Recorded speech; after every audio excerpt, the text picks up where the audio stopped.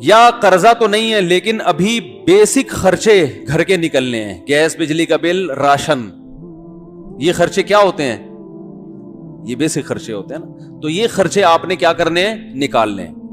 کیونکہ آپ 50-55 ہزار ہیں اور ایک بکرا لے آیا 25,000 کا, اور پتہ چلا کہ نہ گیس بجلی کا بل دینے کے قابل رہے نہ گھر کے راشن کے, تو بیگم بولے گی بکرا خود ہی کھا لو, پکائیں گے کس میں اس کو؟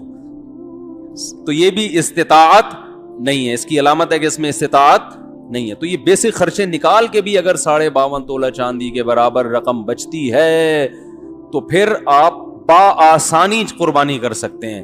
اور حدیث کا یہی مطلب ہے, صحیح حدیث ہے, من وجد سعۃ لأن یضحی فلا یضحی فلا یقربن مصلانا, جس کے پاس گنجائش تھی قربانی کی, اب گنجائش ہو گئی نا آپ کے پاس, اب اس میں یہ نہیں دیکھنا بچے کو انجینئرنگ کروانی ہے تو اس کے NID کے پیسے جائیں گے, پھر تو میرے بھائی کبھی بھی کسی بھی چیز کی استطاعت ہو ہی نہیں سکتی, کیونکہ پھر آگے یہ بھی سوچنا ہے پھر بچے کی شادی بھی کرانی ہے, اس کے اتنے پیسے جائیں گے, پھر بچے کے اگر ولادت ہوئی اور بچے کے پاس پیسے نہ ہوئے تو پوتے کے خرچہ بھی اٹھانا ہے, پھر بچے کو اگر مستقبل میں بزنس کی ضرورت ہوئی, ڈاکٹر بن گیا, اپنی کلینک کھولنے کی ضرورت ہوئی تو طارق روڈ میں کلینک بھی کھول کے دینی ہے, 2 کروڑ اس کے مائنس کر دو, پھر تو دنیا میں کوئی بھی کام آپ پر لازم نہیں ہوگا.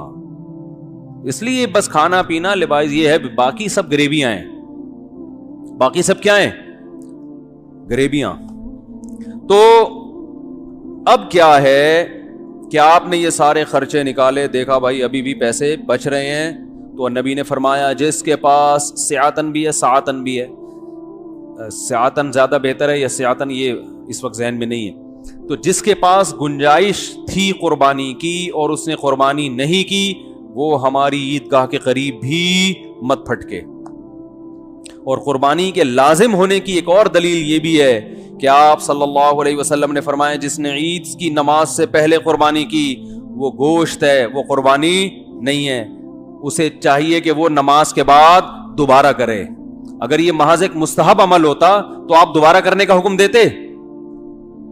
کہتے چلو ویسے بھی نفل چیز تھی, نیت کا ثواب تمہیں مل گیا ہے. ایک صحابی نے علم نہ ہونے کی وجہ سے بقرہ عید سے پہلے قربانی, نماز عید سے پہلے قربانی کر دی, تو آپ صلی اللہ علیہ وسلم نے فرمایا, انہوں نے کہا ان کو آپ نے اجازت دے دی کہ تمہارے لیے کافی ہے, تمہارے بعد کسی اور کے لیے کافی نہیں ہوگی. تو کافی نہ ہونا اس کی علامت ہے کہ یہ حکم معمولی حکم نہیں ہے. اور قرآن میں اللہ نے فَصَلِّ لِرَبِّكَ وَانْحَرْ, اپنے رب کے لیے نماز بھی پڑھیں, وَانْحَرْ اور قربانی بھی کریں. امام ابو حنیفہ کی دلیل سمجھنا آسان کام نہیں ہے. آج بہت سے پوسٹیں اس پہ چل رہی ہیں کہ قربانی لازم نہیں ہے, فلاں صحابی کا قول, فلاں تابعی کا قول. یہ تمام اقوال غربا اور مساکین کے بارے میں ہیں کہ ہر ایک پر واجب نہیں ہے. تو بہرحال اس پر تو دلائل چلتے رہتے ہیں. دوسری بات میں یہ عرض کر رہا تھا کہ تمام آسمانی مذہب میں قربانی ہے کیوں, اس کا فلسفہ کیا ہے؟ ہمیں تو بتایا گیا ہے سنت ابیکم ابراہیم, تمہارے باپ ابراہیم کی سنت, وہ ہم سب کے روحانی باپ ہیں ابراہیم علیہ السلام. تو اللہ نے بتا دیا کہ قربانی پر جتنے بھی اعتراضات ہوں گے نا, ان سب کا جواب اس حدیث میں موجود ہے. لوگ کہتے ہیں کہ اتنا موٹا کٹا بیل کاٹ, قربانی کے پر سب سے زیادہ تکلیف نام لحاظ لبرلز کو ہوتی ہے. دیکھو زکوٰۃ کے خلاف کبھی کوئی لبرل آواز نہیں اٹھائے گا کہ کیا اسلام میں زکوٰۃ 2.5% دیں گے نہیں, لیکن اعتراض نہیں کریں گے. ارے کبھی کسی لبرل کو دیکھا کہ اس نے یہ کہا ہو کہ زکوٰۃ کا حکم اسلام میں ٹھیک نہیں ہے, اگرچہ خود نہ دیں زکوٰۃ, لیکن مانتے ہیں کہ زکوٰۃ کا حکم بڑا شاندار حکم ہے, اس سے غریبوں کے ساتھ کیا ہوتا ہے, کیا ہوتا ہے غریبوں کے ساتھ بتا دو نا بھائی, تعاون ہوتا ہے, ان کی مدد ہوتی ہے, خوش ہوتے ہیں بھائی زبردست. ان کو اعتراض حج پہ بھی ہوتا ہے کہ یار 8-6 لاکھ روپے خرچ کر کے جا رہے ہیں, یہ کسی غریب کو کھلا دیتے اچھا نہیں تھا. اور فرض حج پہ تو اتنا نہیں ہوتا, نفلی حج پہ بہت زیادہ ہوتا ہے کہ یار جب ایک فرض حج ہو چکا ہے تو دوبارہ کیوں کر رہے ہو. ہم کہتے ہیں جتنی بار بھی کرے کوئی ٹینشن. اصل میں مسئلہ پتہ ہے ان کے ساتھ کیا ہے, آج کل جو سوچ، جس سوچ کو یعنی پیدا کیا جا رہا ہے نا، وہ سوچ یہ ہے کہ اس کے پیچھے جو بیس ہے نا وہ یہ ہے کہ اللہ کو اپنی ڈکشنری سے نکال دو. بس عبادت کا تصور یہ رہ گیا ہے کہ انسان انسانوں کی خدمت کرے بس. اللہ کا بھی کوئی حق ہے اس کو نام نہاد جو لبرلز ہیں وہ ماننے کے لیے تیار نہیں ہے. اسلام میں زکات بھی اللہ کو خوش کرنے کے لیے، غریب کے لیے ہے ہی نہیں. وہ اسلام کی بیس یہ کہ سب کچھ اللہ. نہیں آ رہی بات؟ سب کچھ کیا ہے بھائی؟ تم اس کے غلام ہو، وہ جو کہے گا تم نے کرنا ہے. زکات بھی کس کے لیے دی جاتی ہے؟ اللہ کے لیے. قرآن کے الفاظ دیکھو نا، انما نطعمکم لوجہ اللہ لا نرید منکم جزاء ولا شکورا. اللہ فرماتے ہمارے نیک بندے غریبوں کو کھلاتے ہیں تو کہتے ہیں تمہارے لیے تھوڑی کھلا رہے ہم.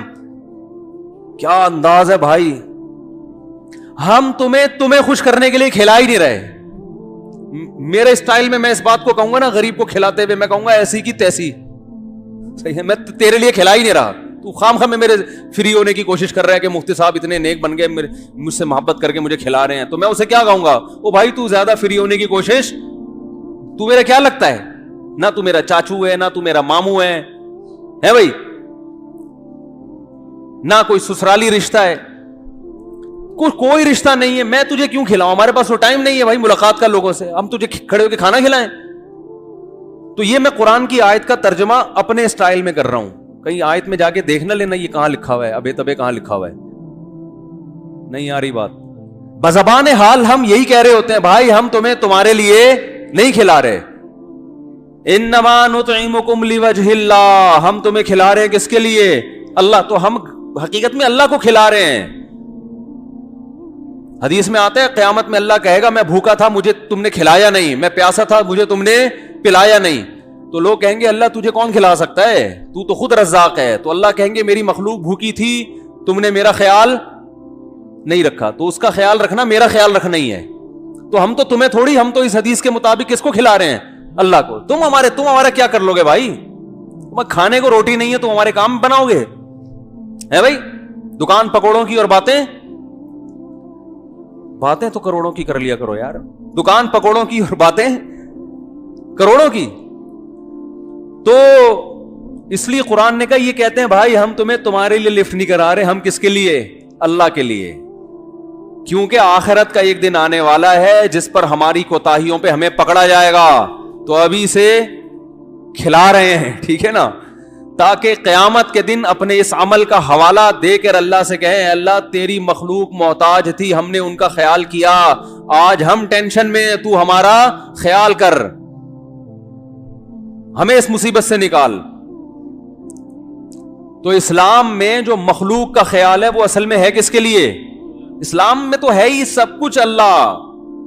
اسلام شروع بھی اللہ سے ہوتا ہے، ختم بھی اللہ پہ ہوتا ہے. اس نے بنایا ہے، وہ اپنے لیے بنایا ہے، اس نے ایک دوسرے کے لیے تھوڑی بنایا ہے.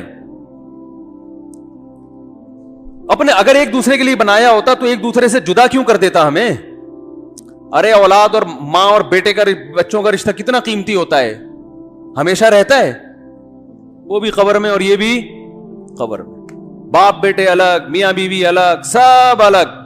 وَلَقَدْ جِئْتُمُونَا فُرَادَا كَمَا خَلَقْنَاكُمْ أَوَّلَ مَرَّةٍ.